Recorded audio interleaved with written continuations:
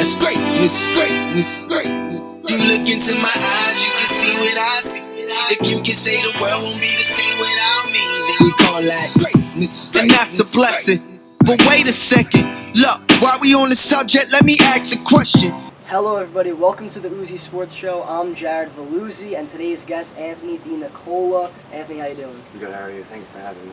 No problem. And you know, a lot of people identify you as a power back, and you were just a sophomore last season, so that's pretty rare, especially on Long Island. So what helped you develop into that kind of running back so early on?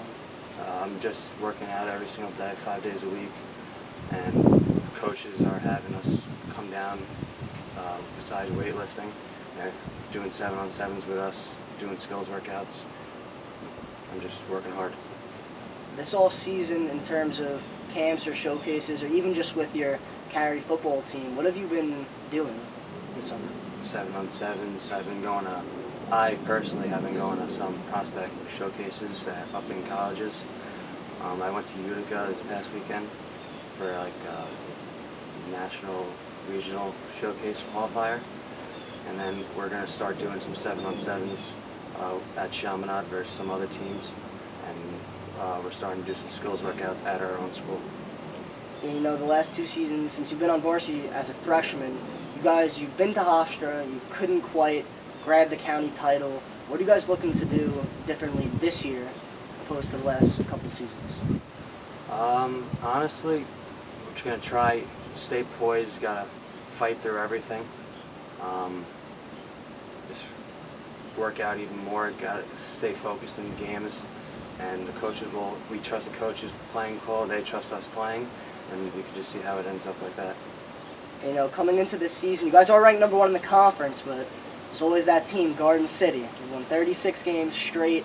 How are you guys planning on trying to get past the Trojans? Well, us and Garden City, we always have that rivalry, and we just got to play our hardest. We got to listen to the coaches. They're going to prep us for the game. Us athletes are going to prep each other for the game. We're going to get each other ready, and we're just going to play our hearts out, and we'll see what happens at the end of the game. Yeah, you know, that rivalry with Garden City, it feels like it's been going on forever. And, you know, what does it mean to you and your team as players and stuff? When we verse Garden City, it's basically the LIC every single time. That's the main game we want to play against. But every game's important. It's not just them. But when we verse Garden City, it's something special. Yeah, and on Long Island as a whole, like football, it's pretty big. Some people might not say it's the biggest sport. But in your town, in Franklin Square for Carey High School, what does football mean to the community? In our community, football means everything. It's the number 1 sport in our community. Everyone comes down to watch us. Very exciting. When we walk out at our tunnel that we make with the cheerleaders, the crowd's up, they're clapping all the time. We walk out to our music, and while we're warming up, the crowd's still up on their feet chanting our names. And Carey historically has been a really good program. How does it feel just to carry on the tradition of having that success? No, it feels wonderful. When I go out on the field, I'm wearing that jersey, not just to wear it, I'm wearing the jersey just to play my hardest. And then we'll continue, and we'll see where we end up at the end of the season. If maybe we can luckily come out with the LIC, have that ring, hold up the trophy, and have us top on Long Island. And, you know, going into the 2019 season, who are some of the returning guys alongside you that some people should look out for? We got our receivers, Daniel Stein, James Stein, Nick Cowan, Joe Todaro, and we have our center coming back, who's the leader of our line, Louis Capriati, and we also have me and Jason Kessler, our quarterback in the backfield.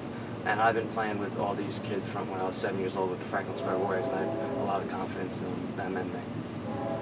And, you know, you were, of course, a sophomore last year. Who were some of the players in your class who we might have not seen on the field last year but could make an impact this year? My class, I could see this kid Christian Toth. He was in my class, played JV last year, did very good.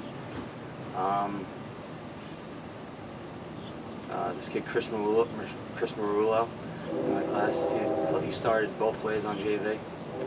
And there's other fill-ins that play one or both ways on JV, but I feel like they can make their way up into the varsity level and compete with the varsity levels. Yeah, and for you individually, you played 2 ways since freshman year. what are some of your individual expectations going into your junior season? Probably, honestly, just play my hardest, and if my team's counting on me, I'm putting them on my back and I'm playing forward in that game. And the coaches need me to get that first round. I'm running my ass off to get that first down. And, defensively, you guys are pretty good last season. A couple games you guys did get exploited by like a guard in Sydney or something. But what do you plan for the defense this season to maybe be a little bit better? Well, I think we're going to be running the same exact defense, the 4-4, 1 safety. And our linebackers, it's going to be me, Joe Todaro, Daniel Stein, and Nick Cowan. Me and Joe Todaro will be in the middle, and Daniel Stein and Nick Cowan will be on the outsides. And they're good with the covering the flats, and me and Jojo will clean up everything in the middle. And then the corners, they'll do their jobs, and the linemen will just all do their jobs, and then we'll collapse on the player and we'll tackle him. So Anthony, what are you looking to improve with your game coming into the 2019 season? I'm looking to improve when I get the handoff from my quarterback Jason Kessler to follow the line and hit the holes with 100% intensity, and when I'm at slot, when we go empty backfield, to focus on catching the ball and then breaking one and going to the end zone. And now we're actually going to switch gears a little bit here. If there's one team that you had to schedule a game against, any team on Long Island, who would you pick? I would pick Floyd in Suffolk because our community is one of the biggest fan bases, and Floyd's community is one of the biggest fan bases, and we're both insanely good, talented teams. And I feel like it'd be a good matchup. We have insanely good talent.